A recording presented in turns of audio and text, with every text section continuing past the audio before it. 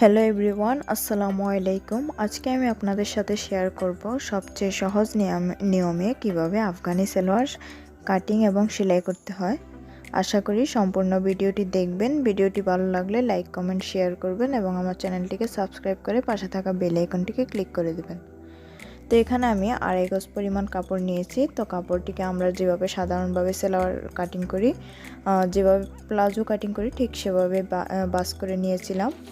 তো এখন আমি প্রথমে কোমরের সাইডে দিয়ে যে বাঙ্গা অংশটা আছে সেখান থেকে আমি 2 ইঞ্চি পরিমাণ কাপড় দাগ দিয়ে নিচ্ছি।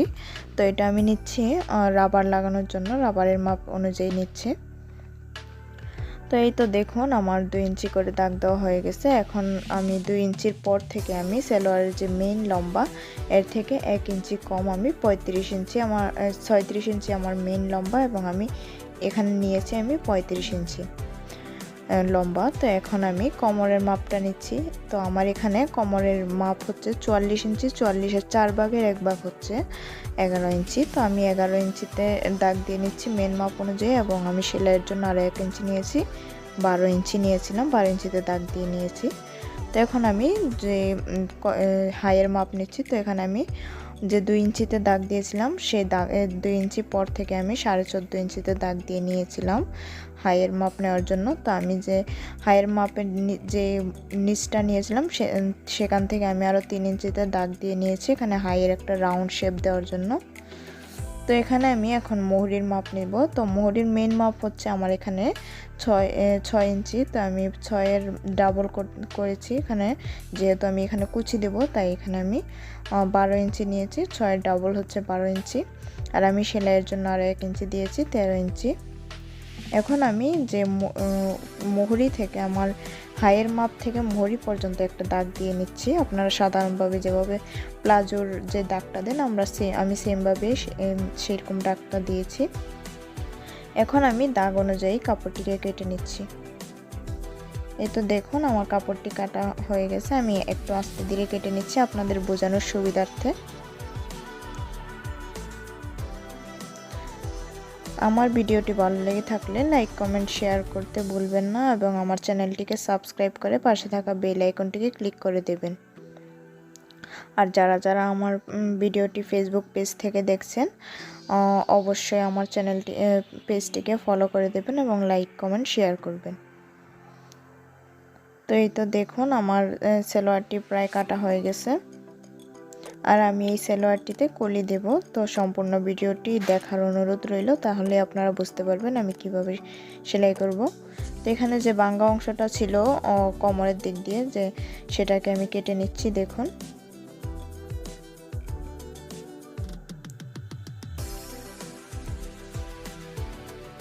এই তো আমার কাপড়টা কাটা হয়ে গেছে।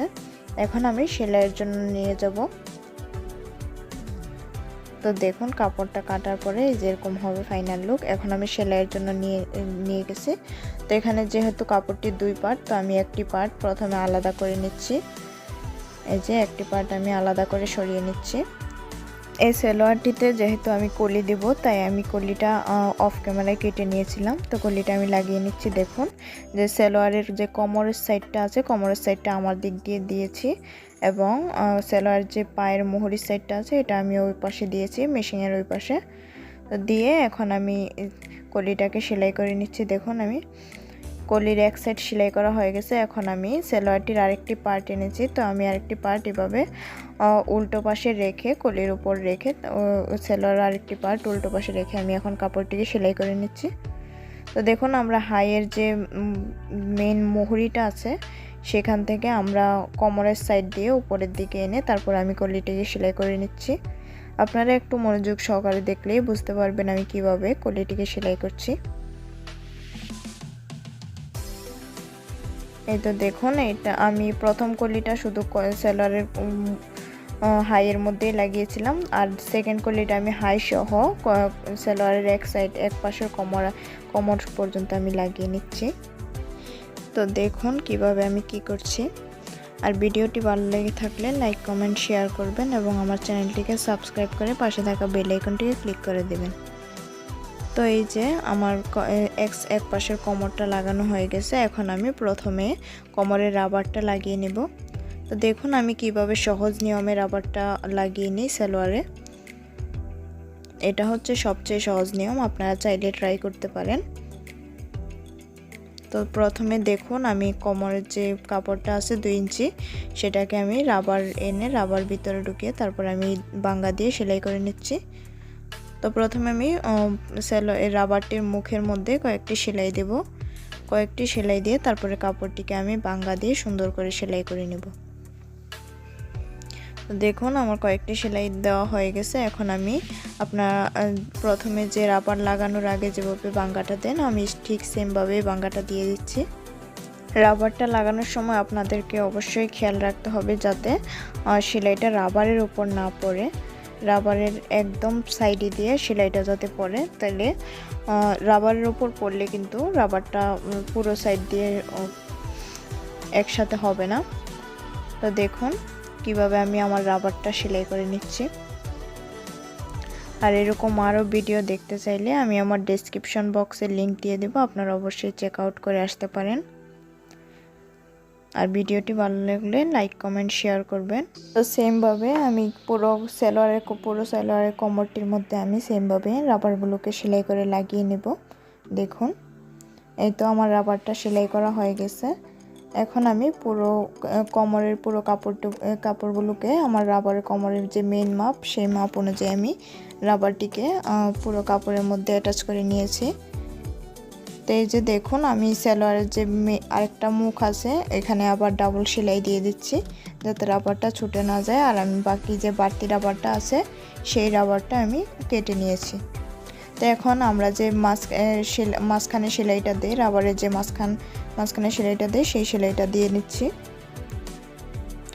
দেখুন আপনারা একটু মনোযোগ সহকারে দেখলেই বুঝতে পারবেন কিভাবে আমি রাবারটা লাগিয়ে নিচ্ছি।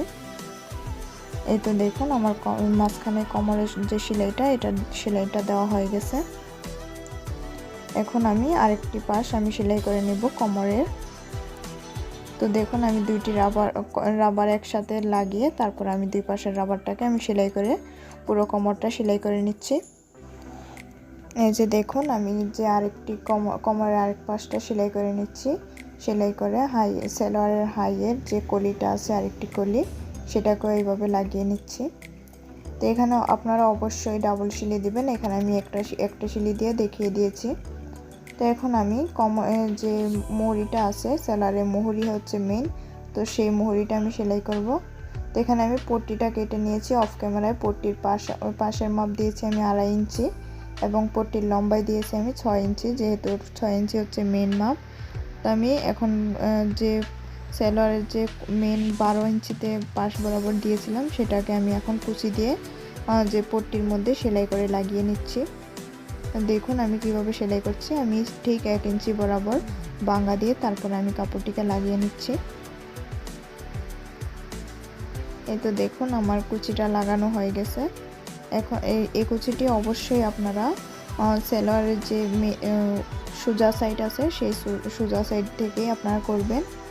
তো এখন আমি আরেকটি পাইপিংয়ের মতো কাপড় নিয়েছি, এটা হচ্ছে আমার 3 পিসের যে কামিজের কাপড়টা আছে সেখান থেকে আমি পাইপিংয়ের মতো কাপড়টা নিয়েছি।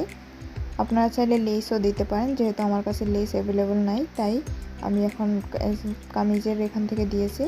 তো এটার পাশ হচ্ছে 1 ইঞ্চি এবং লম্বায় আমি 7 ইঞ্চি বরাবর নিয়েছিলাম। তো এটাকে আমি 2 বাঙ্গা দিয়ে তারপরে আমি সেলাই করে নিচ্ছি। দেখুন আমি যে কুচিটা দিয়েছিলাম কুচিটার একটু উপরে আমি রেখে সেলাইটা করে নিচ্ছি। এটাকে আমি প্রথমে সেলাই করে লাগিয়ে নিব।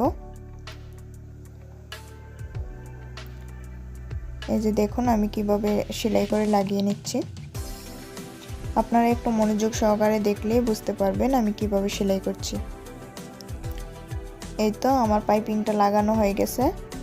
এখন আমি দেখুন যে পট্টিটা আছে সেই পট্টিটাকে আমি কিভাবে বাঙ্গা দেই। তো পট্টিটিকে আমি প্রথমে চিকন করে একটা বাঙ্গা দিয়ে তারপর আমি আপনারা যে পাইপিংয়ের যতটুকু চিকন রাখতে চান সেই চিকন অনুযায়ী আপনারা সেলাই করে নেবেন। তো আমি একদম চিকন রেখেছি আর আমি যে সেলাইটা দিয়েছিলাম তার উপরে রেখে আমি কাপড়টাকে সেলাই করে নিচ্ছি। দেখুন আমার পাইপিংটা লাগানো হয়ে গেছে এবং সালোয়ারটাও প্রায় সেলাই করা হয়ে গেছে। এখন আমি সালোয়ারের যে মেন মোহরির মাপ সেই মোহরির মাপ আমি অনুযায়ী আমি আমার সালোয়ারটি সেলাই করে নিচ্ছি। দেখুন আমি এখানে আমার মুহুরির মাপ দিয়েছি আমি 5.5 ইঞ্চি। 5.5 ইঞ্চিতে দাগ দিয়ে তারপর আমি সেই দাগ অনুযায়ী আমি পুরো সালোয়ারটিকে সেলাই করে নেব। এই তো আমার সালোয়ারটি প্রায় সেলাই করা হয়ে গেছে। আর সম্পূর্ণ ভিডিওটি দেখার জন্য ধন্যবাদ। আশা করি ভিডিওটি ভালো লেগেছে। ভালো লাগলে লাইক কমেন্ট শেয়ার করবেন এবং আমার চ্যানেলটিকে সাবস্ক্রাইব করে পাশে থাকা বেল আইকনটিকে ক্লিক করে দেবেন পরবর্তী ভিডিওর নোটিফিকেশন পাওয়ার জন্য। আর যারা ফেসবুক পেজ থেকে আমার ভিডিওটি দেখছেন তারা আমার চ্যানেলটিকে পেজটিকে ফলো করে দেবেন এবং লাইক কমেন্ট শেয়ার করবেন। এই তো দেখুন আমার সালোয়ারটি ফাইনাল লুক, দেখুন কতটা সুন্দর হয়েছে। তো আপনারা যদি এরকম আরও ভিডিও দেখতে চান অবশ্যই লাইক কমেন্ট করবেন। আজকের মতো এই পর্যন্তই। আল্লাহ হাফিজ।